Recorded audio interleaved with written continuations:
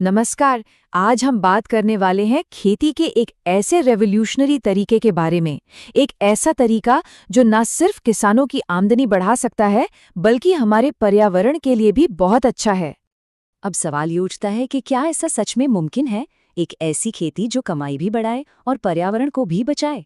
चलिए आज के हमारी इस पड़ताल में इसी सवाल का जवाब ढूंढते हैं। देखिए, किसी भी नए सॉल्यूशन को समझने से पहले ये जानना जरूरी है कि आखिर उसकी जरूरत क्यों पड़ी। तो सबसे पहले बात करते हैं उन बड़ी चुनौतियों की जिनका सामना आज हमारे देश के किसान कर रहे हैं। आज का किसान ना, वो कई मोर्चों पर एक साथ लड़ रहा है। एक तो मौसम का कोई भरोसा नहीं, अनप्रिडिक्टेबल है।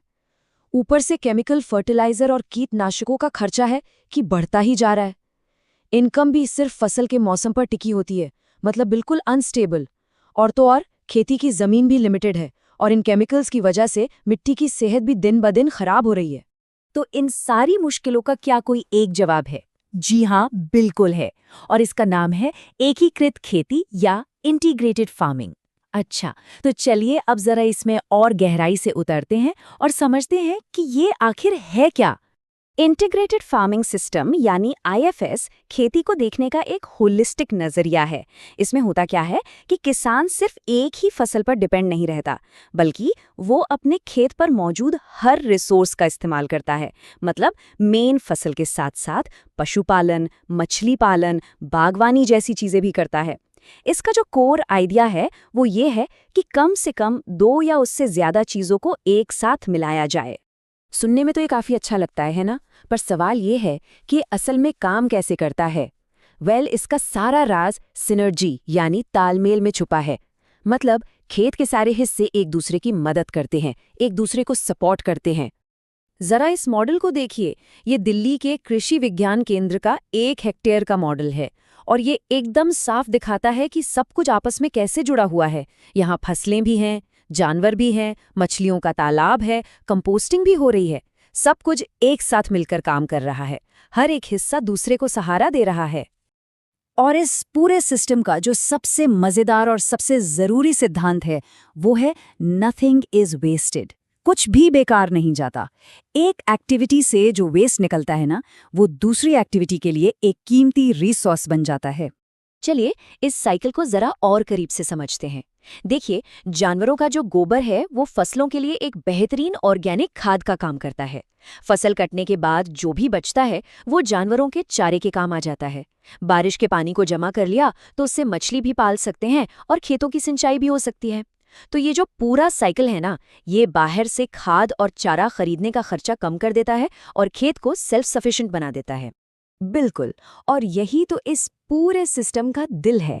एक ऐसा आत्मनिर्भर और टिकाऊ साइकिल जहां जानवर और फसलें एक दूसरे को पालते पोसते हैं और नतीजा, किसान का खर्चा उसकी संपत्ति में बदल जाता है। तो चलिए अब आगे बढ़ते हैं और देखते हैं कि ये जो सेल्फ सफिशिएंट साइकिल है ये किसान और पर्यावरण के लिए कितने सारे फायदे लेकर आता है। इसके फायदे गिनने बैठें तो लिस्ट लंबी है।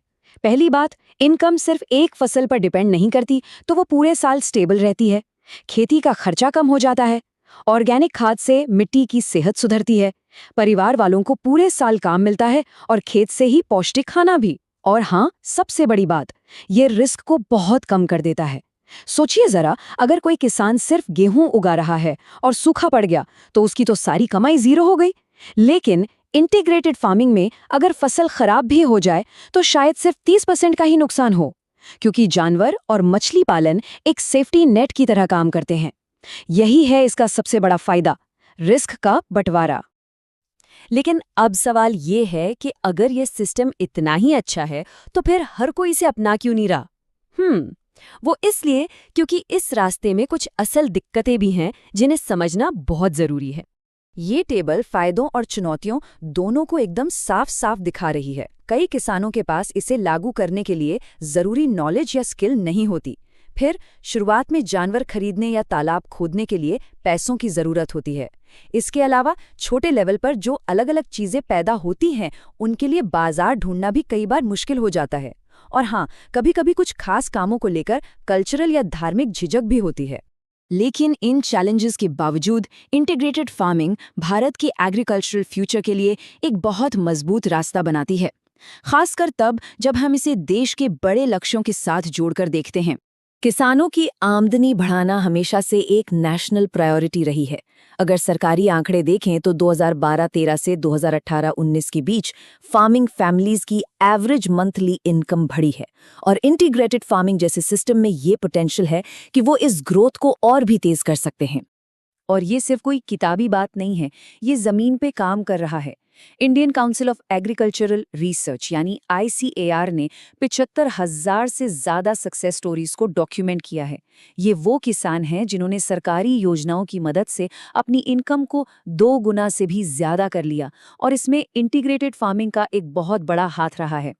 और यही सबसे ज़रूरी बात है। एक्सपर्ट्स का मानना है कि अगर हम नॉलेज, पैसा और मार्केट एक्सेस जैसी चुनौतियों से पार पा लें, तो IFS न सिर्फ किसानों की आय दोगुनी करने के सरकारी लक्ष्य को पूरा करने में मदद कर सकता है, बल्कि 2030 तक भुखमरी को जड़ से ख़त्म करने के हमारे बड़े सपने में भी एक अहम भूमिका निभा सकता है। तो घूम फिरकर हम वापस उसी सवाल पर आ जाते हैं, जो सबूत हमारे सामने है, जो सक्सेस स्टोरीज हमने देखी और इसमें जो ज़बरदस्त पोटेंशियल है, उसे देखते हुए ये सोचना गलत नहीं होगा कि एकीकृत खेती शायद सिर्फ एक ऑप्शन नहीं, बल्कि भारत के किसानों के लिए एक सस्टेनेबल और खुशहाल भविष्य की चाबी हो सकती है।